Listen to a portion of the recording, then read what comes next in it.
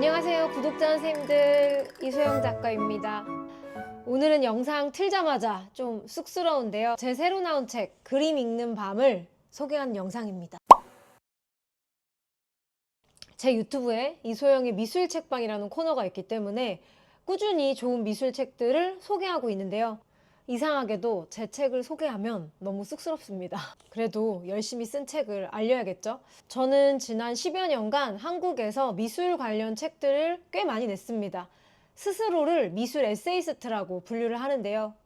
이유는 그간 제가 썼던 책들이 미술 작품도 소개하지만 사실은 제 개인적인 이야기도 담긴 산문들 위주였기 때문입니다.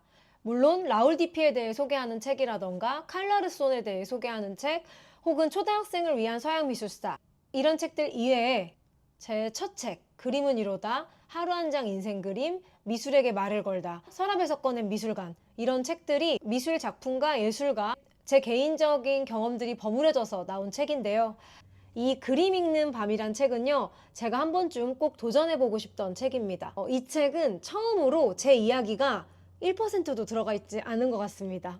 아직 온라인 서점에는 입고되지 않았고 저희 집에만 이제 저자 증정본들이 왔는데, 그림 읽는 밤 하면 과연 어떤 책일 것 같으세요? 제가 한 번쯤 꼭 써보고 싶은 책 스타일이 있었는데요, 제 이야기는 전혀 하지 않고 오로지 하나의 미술 작품을 묘사하고 해설하는 글이었습니다. 이 그림 읽는 밤이란 책이 바로 그런 책인데요.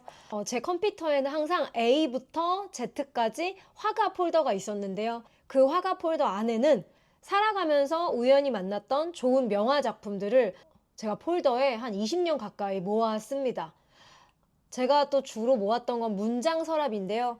사실 저는 글을 쓰지만 글을 잘 쓰는 선배 작가들이 부러워서 이 서재에서 항상 그들의 문장을 흠모해 왔거든요. 여러분들도 책을 읽을 때 좋았던 문장들은 필사를 하거나 접어 놓잖아요.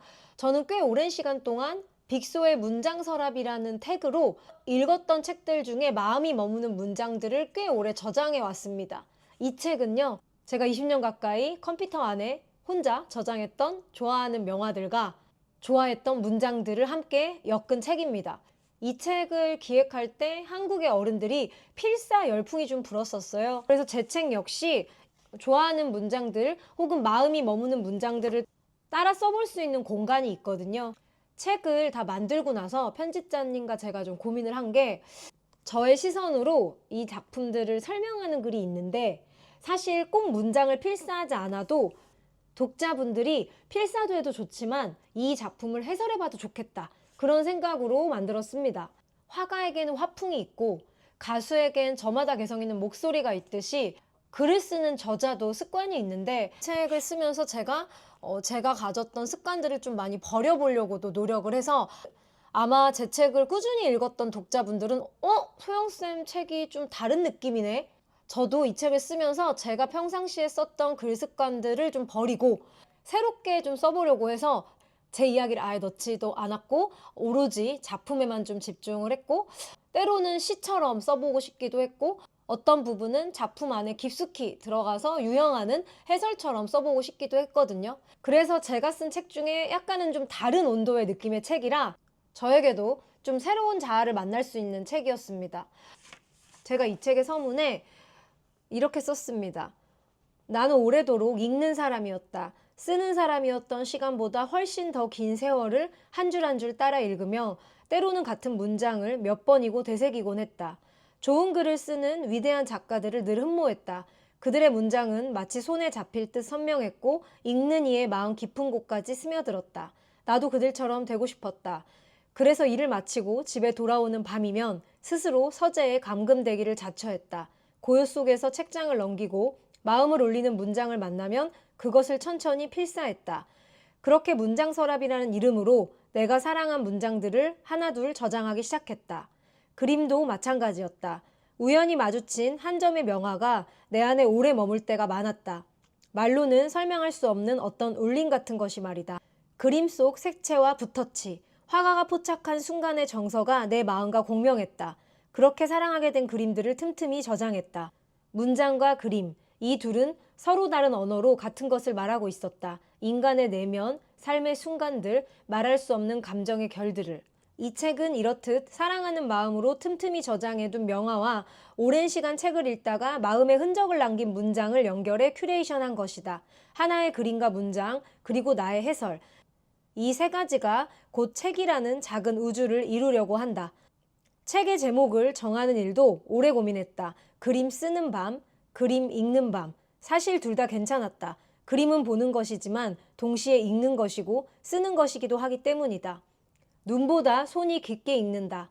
이 사실을 나는 오랜 시간 책과 그림을 읽으며 알게 되었다. 눈으로 스쳐 지나간 것들이 손끝을 거쳐 종이 위에 내려앉을 때 비로소 내 것이 되었다. 그래서 이 책에 여백을 두었다. 당신이 직접 쓰길 바라는 마음에서.